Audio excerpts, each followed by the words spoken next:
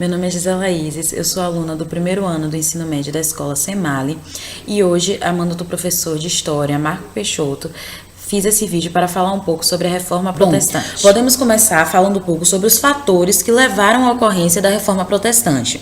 Lembrando que a mesma iniciou-se no século XVI e nesse momento o Ocidente estava passando por um renascimento cultural e comercial, onde começaram a haver ideias de ascensão social, pois anteriormente a sociedade era extremamente estratificada, que isso envolve o crescimento da burguesia nessa época, além também do foco no materialismo e do lucro, que não havia tanto assim, era mais uma economia de subsistência.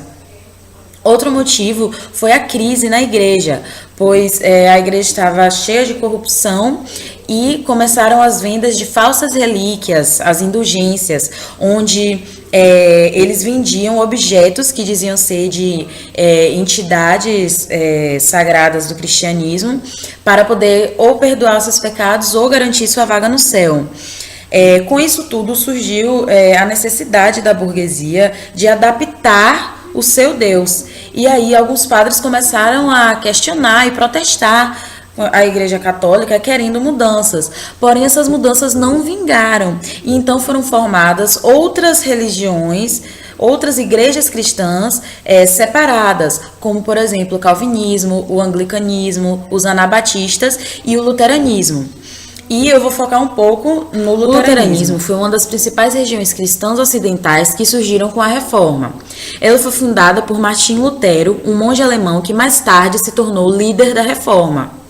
Ele criticou a igreja e vários hábitos dos clérigos em si, como por exemplo as quebras secretas do voto de celibato e a venda de indulgências. Ele foi o primeiro a ir contra essa venda de indulgências, quando o Papa autorizou a venda dessas indulgências na Alemanha. Lutero desafiou a igreja e pregou na catedral suas 95 teses. Nela eram criticadas, além da venda de indulgências, diversos abusos de poder do clero, que inclusive afastavam os fiéis da igreja. E esse foi o estopim para a chamada Reforma Luterana. Porém, o objetivo de Lutero não era romper com a igreja.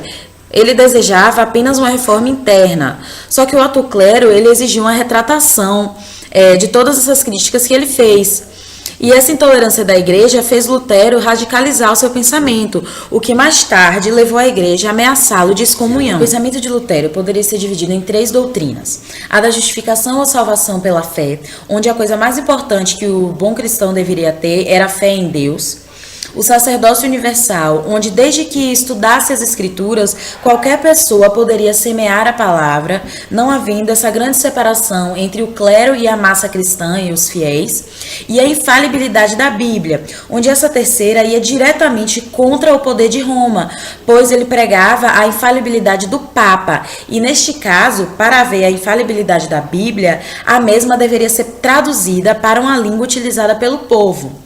Então, sintetizando esses pensamentos, a doutrina luterana colocava em xeque os sacramentos, exceto o batismo e a Eucaristia. Ele desafiava a hierarquia e defendia o casamento dos padres, pois achava o celibato clerical pura hipocrisia.